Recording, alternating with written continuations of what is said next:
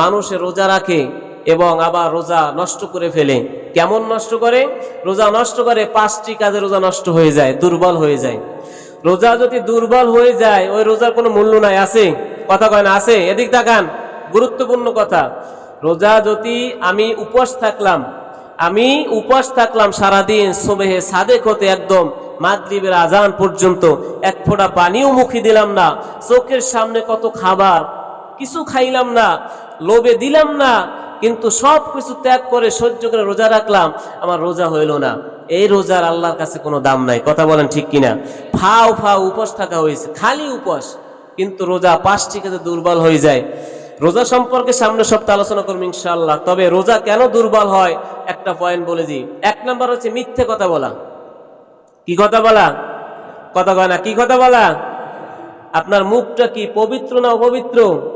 পবিত্র। এই পবিত্র মুখ দ্বারা পবিত্র কথা বের হতে হবে। মিথ্যা কথা বললে রোজা দুর্বল হয়ে যায়। 2 নাম্বার হচ্ছে গীবত করা, সমালোচনা করা। কথা বুঝছেন? মানুষের গীবত করবেন, সমালোচনা করবেন, রোজা দুর্বল হয়ে যাবে।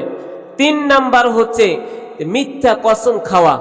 মিথ্যা কসম খাওয়া, এই মিথ্যা কসম, অনেক আছে মিথ্যা কসম খায়, এটা হয় না, মানুষকে বিশ্বাস করাবার জন্য একটা কইলেস আল্লাহর কসম এটা আমি করি নাই, আসলে এটা মিথ্যা। এটা কি আছে না নাই?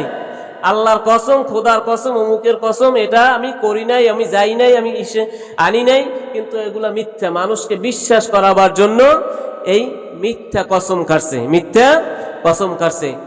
পর পুরুষের দিকে কুদৃষ্টি দেওয়া, মা বোনদের জন্য পর পুরুষের দিকে কুদৃষ্টি দেওয়া, পুরুষের জন্য পর নারীদের দিকে কুদৃষ্টি দেওয়া। রোজা হালকা, রোজা কি দুর্বল হয়ে যাবে। এখন এত কষ্ট করে রোজা রাখলাম, সেই রোজা যদি দুর্বল হয়ে যায়, সেই রোজা দুর্বল হয়ে যায়, তাহলে কোনো ফায়দা নাই। আছে? আমাদের সামনে রোজা আসছে, আমরা জানি না আমরা রোজা পাবো কি পাবো না, এখনো অনেক 4-5 দিন বাকি। 4-5 দিন কি বাকি। আল্লাহ পাক রব্বুল আলামিন আমাদেরকে পরিপূর্ণভাবে এই রোজার টাইম, রোজার সেহেরি, রোজার তারাবি নামাজ আমাদেরকে এবং দিনের বেলায় রোজা পড়ার মতন তৌফিক দান করুন। সকলে বলি আমিন।